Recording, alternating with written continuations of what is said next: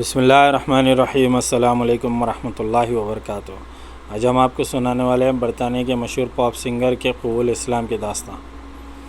1977 کی بات ہے جب یورپ میں شہریت کی بلندیوں کو چھونے والے پاپ سنگر کیٹ نے اپنے قبول اسلام کے اچانک اعلان کر دیا۔ اس کے ساتھ ہی مغرب کو حیرت زدہ کر دیا۔ یہ حیرت اس وقت اور زیادہ بڑھ گئی جب سابق کیٹ اسٹیفنس اور نو مسلم یوسف اسلام نے خدمت اسلام کے لیے سربکف ہونے کا اعلان کر دیا۔ یہ وہ زمانہ تھا جب وہ دولت، ناموری اور شہریت کی معراج کو چھو رہا تھا۔ اس کا فن برطانیہ میں ہی نہیں بلکہ پورے مغرب سے خراج تحسین پا رہا تھا۔ اسے سننے کے لیے ہفتوں اور مہینوں پہلے سیٹیں بک ہو جاتی تھیں، لیکن لہو و لعاب کی یہ زندگی اس کے دل کو زیادہ عرصے تک لبھا نہ سکی۔ وہ مغربی ثقافت کے دل میں پیدا ہوا تھا۔ اس کے والدین عیسائی تھے۔ وہ ہر طرز سے زندگی سے لطف اندوز، شراب نوشی اور ڈانس میں مصروف رہا، گانے لکھے بھی اور گائے بھی، لیکن وہ اپنے دل و دماغ کی تنہائی دور نہ کر سکا۔ تنہائی کے اس احساسات نے اسے ہندو مت، بدھ مت، جین مت اور سائنسی علوم، فلکیات و نیورولوجی وغیرہ کے مطالعے کی جانب مائل کیا۔ آخرکار وہ اللہ کی کتاب قرآن مجید تک بھی پہنچ گیا۔ اسے جب معلوم ہوا کہ قرآن پوری دنیا کے لیے رہنما کتاب ہے اور پوری مسلم امت صرف ایک اللہ کو مانتی ہے، اللہ تعالیٰ کی ذات، اور اس کی کتاب کسی مخصوص علاقے یا قوم کے لیے نہیں بلکہ تمام انسانیوں کے لیے ہے، تو اس کا ذہن بے اختیار اس کتاب کی جانب کھینچتا چلا گیا۔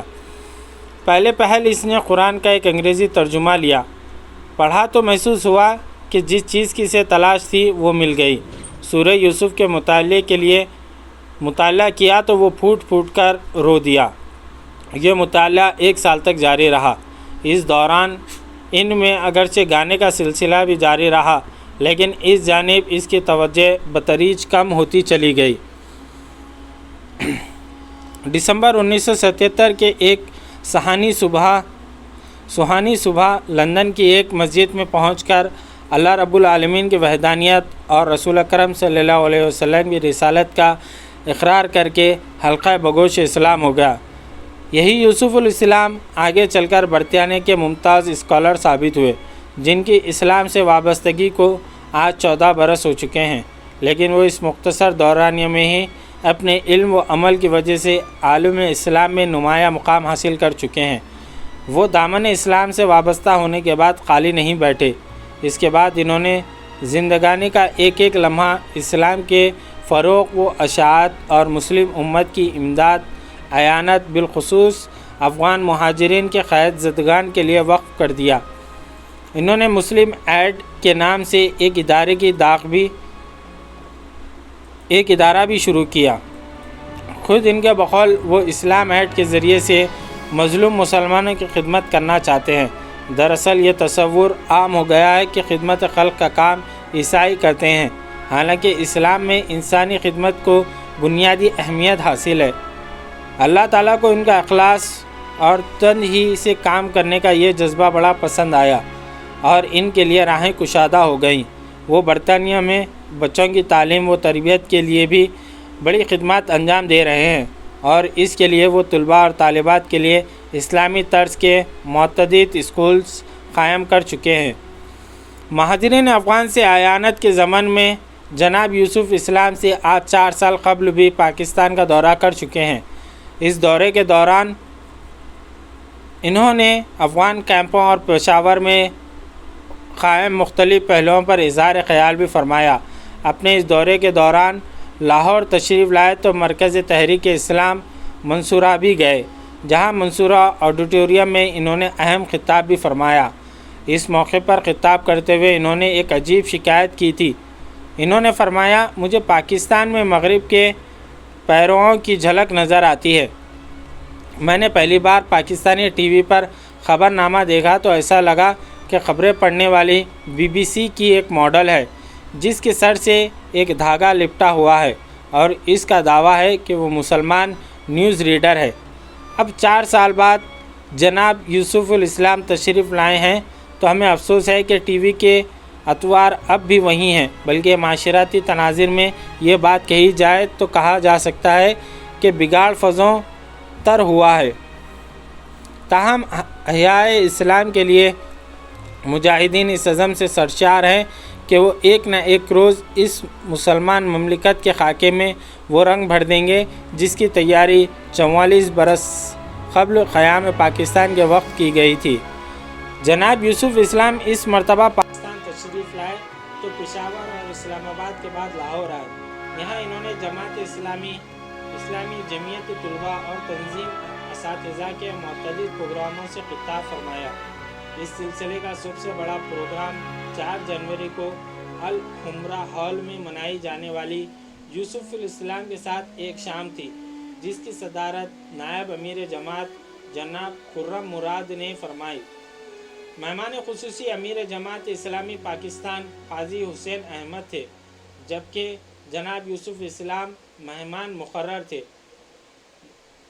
نظامت کے فرائض امیر جماعت اسلامی پنجاب حافظ محمد ادریس انجام دے رہے تھے۔ استقبالیہ تقریب کا افتتاحی خطاب نائب امیر جماعت اسلامی پاکستان جناب خرم مراد کا تھا۔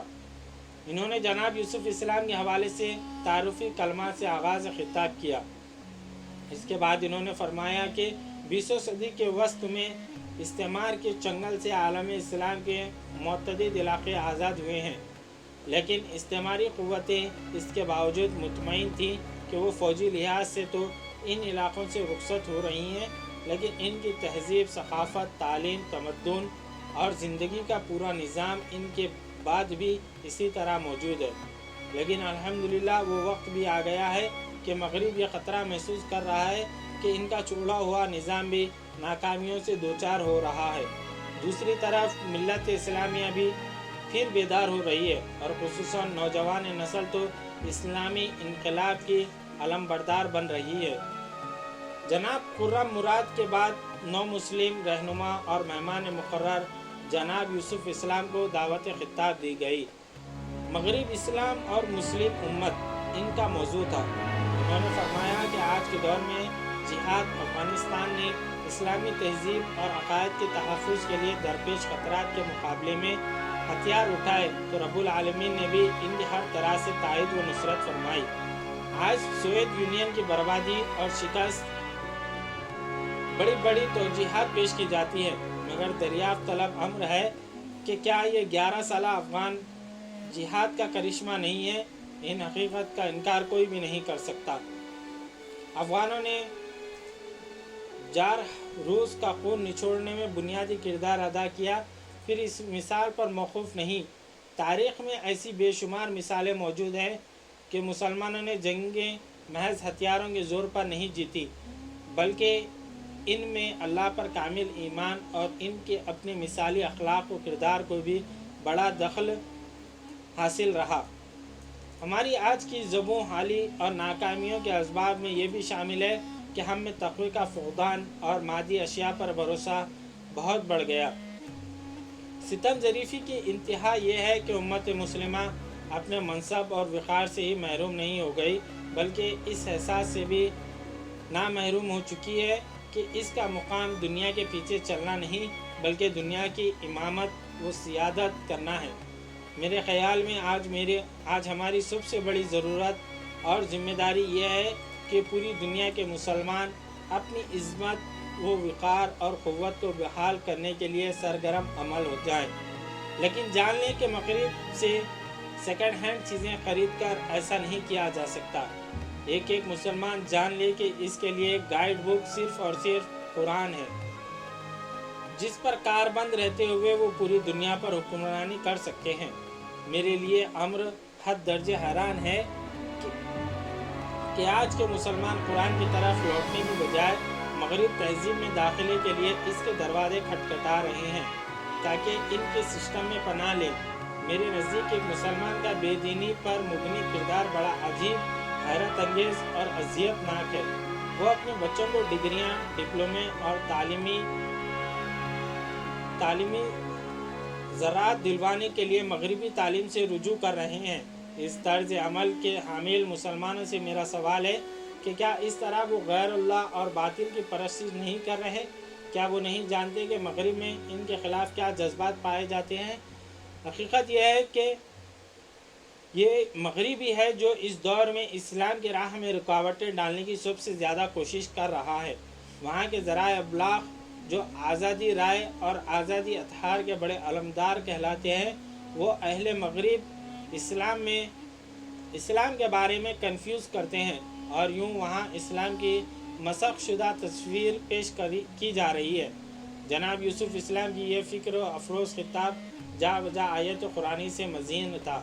انہوں نے اپنے خطاب کے اختتام قرآن عظیم کی اس آیت سے کیا، جس کا ترجمہ یہ ہے: پس آج یہ رحمت ان لوگوں کا حصہ ہے جو اس پیغمبر نبی امی کی پیروی اختیار کریں گے، جس کا ذکر انہیں اپنے ہاں تورات اور انجیل میں لکھا ہوا ملتا ہے۔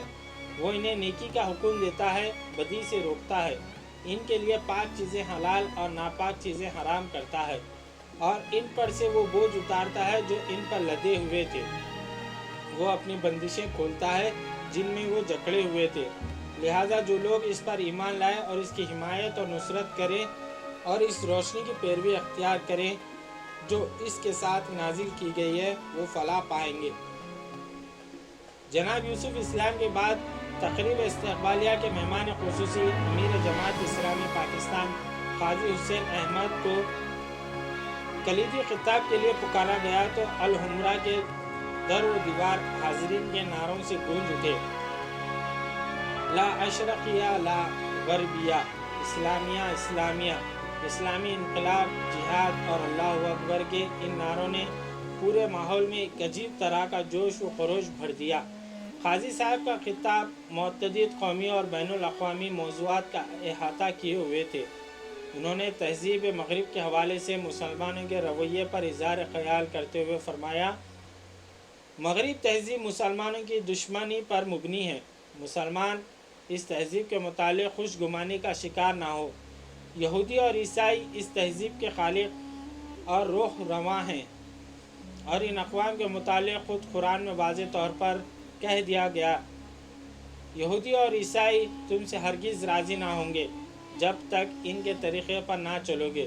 صاف کہہ دو کہ راستہ وہی ہے جو اللہ نے بتایا ہے، ورنہ اگر اس علم کے بعد جو تمہارے پاس آ چکا ہے تم نے ان کی خواہشات کی پیروی کی تو اللہ کی پکڑ سے بچانے والا کوئی دوست اور مددگار تمہارے لیے نہیں۔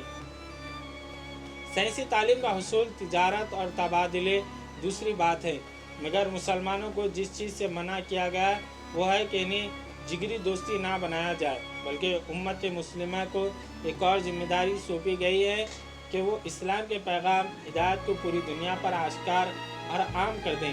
آج کی حالت میں اس مقصد کے لیے سب سے زیادہ ضروری ہے کہ ایک ایسا صحیح اور مثالی مسلم معاشرہ قائم ہو۔ جناب یوسف اسلام کے ساتھ منائی جانے والی اس شام کا اختتام جناب یوسف اسلام ہی کی تلاوت پاک سے ہوا۔ یہ ایک عجیب فرحت انگیز منظر تھا کہ وہ شخص جو ایک زمانے تک مغرب میں پاپ میوزک کی علامت بنا رہا، 4 جنوری کی شام ایک ایمان افروز ترنم کے ساتھ قرآن پاک کی تلاوت کر رہا ہے۔ پڑھنے والے کی حلاوت، ایمانی قلبی توجہ، جذب و شوق اور سب سے بڑھ کر کلام ربانی کی تاثیر حاضرین مجلس کے قلوب کو بھی اپنے دائرے میں لے رہی ہیں۔ یوں 19 منٹ کی مجلس اختتام کو پہنچی۔ جزاک اللہ خیر۔